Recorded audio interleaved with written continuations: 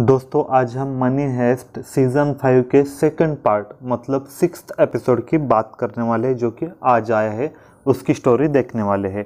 दोस्तों स्टोरी को शुरू करने से पहले मैं ये बात बताना चाहूँगा कि स्टोरी बहुत ही कॉम्प्लिकेटेड है।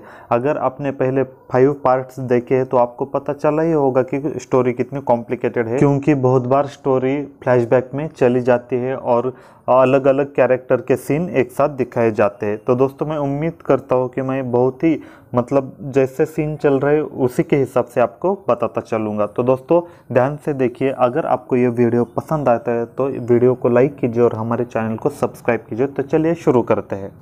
शुरुआत में टोक्यो की आवाज़ सुनाई देती है, जो कि सोने के बारे में कुछ बातें कहते रहते हैं। उसका ज़्यादा कुछ मतलब नहीं होता है। तो दोस्तों यह सबसे पहला सीन है कि रियो आपको दिखाई दे रहा है कि उसी सिचुएशन में पड़ा रहता है, मतलब मरने की सिचुएशन में पड़ा रहता है। ये सीन दिखाई देता है। उसके बाद दोस्तों प्रोफेसर की ऐसी सिचुएशन होती है कि उन्हें कुछ समझ में नहीं आ रहा है। अगर आपने पिछले एपिसोड्स देखे तो आपको पता चला होगा कि प्रोफेसर किस सिचुएशन में है, तो उसी का यह कंटिन्यूएशन है। अगले सीन में हमें डेनवर दिखाई देता है। दोस्तों वह भी काफ़ी परेशान लगता है, मतलब उसके आंखों में देखकर आपको लगता है कि वह काफ़ी ज़्यादा परेशान है। उसके बाद वह स्टॉकहोम यानी मोनिका के पास चला जाता है और उसे कहता है कि टोक्यो की मौत हो चुकी है, लेकिन स्टॉकहोम नशे में होती है, इसलिए उसे कुछ भी समझ में नहीं आता है। दोस्तों अगले सीन में हमें दिखाई देता है कि रकेल अपने सिर को पकड़ के बैठी है, क्योंकि उसे पता चलता है कि प्रोफेसर होश में नहीं है और उसे साथ में यह भी पता चलता है कि उनके हाथों से सायरा निकल चुकी है, मतलब सायरा भाग चुकी है, इसलिए वो काफ़ी ज़्यादा परेशान होते हैं।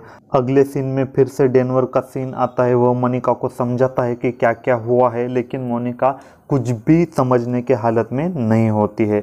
उसके बाद दोस्तों सायरा का सीन आता है।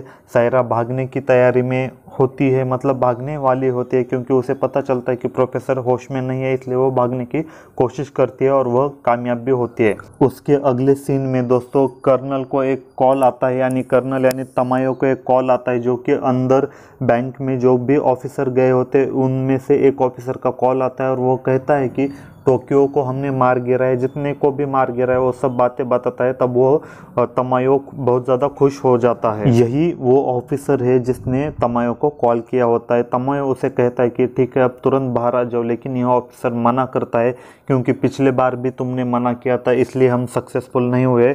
आज मैं बाहर नहीं आऊँगा, ऐसा तमायो को यह ऑफिसर कहता है। उसके बाद यह ऑफिसर रकेल को कॉल करता है और कहता है कि हमारे काफ़ी सोल्जर्स जख्मी हो गए हैं, उन्हें डॉक्टर को दिखाने की ज़रूरत है, तो डॉक्टर को बुलाना चाहिए।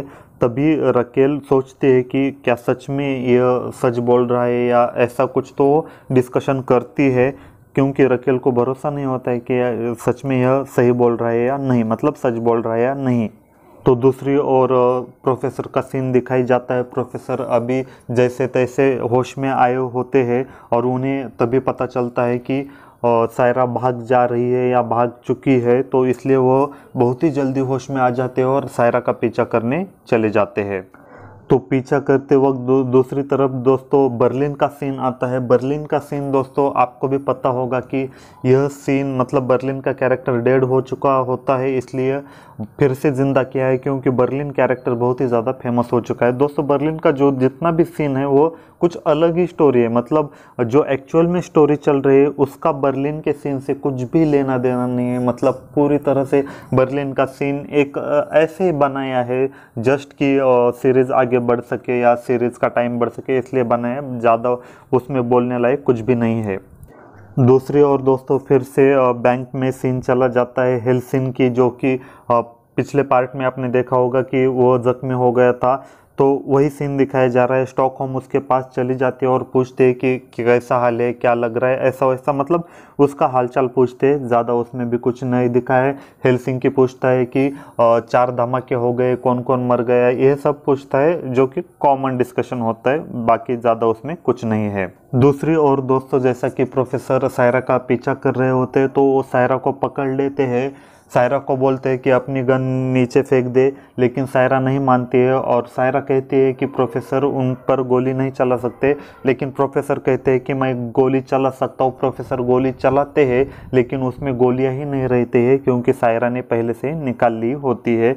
तो सायरा कहते हैं कि अच्छा हुआ मैंने गोली निकाल ली, वरना तुम सच में आज मुझे मार देते। और यह कह के सायरा प्रोफेसर को किडनैप करती है, मतलब प्रोफेसर के हाथ पैर बांध देती है। तो उसके बाद में फिर से सीन बैंक में चला जाता है। जैसा कि हेलसिंकी और कुछ सोल्जर जख्मी हो गए थे, उनके लिए डॉक्टर की ज़रूरत थी, तो डॉक्टर आ चुके होते और डॉक्टर जैसे ही आते हैं तो प्रोफेसर के आदमी ऐसा बोलते हैं कि सबसे पहले जो जख्मी सोल्जर है उनका इलाज किया जाए और बाद में हेलसिंकी का, क्योंकि हेलसिंकी भी बहुत ज़्यादा जख्मी है। उसी दौरान रकेल तमायो को कॉल करती है और कहती है कि मतलब अपनी इमोशनल स्टोरी सुनाती है, हमारे पास अब कुछ भी नहीं बचा है, हम लोगों ने लगभग हार मान ली है। इसलिए मतलब वो एक इमोशनल मैसेज भेजते हैं तमायो के पास और लोगों के पास जो कि बैंक के बाहर खड़े होते हैं।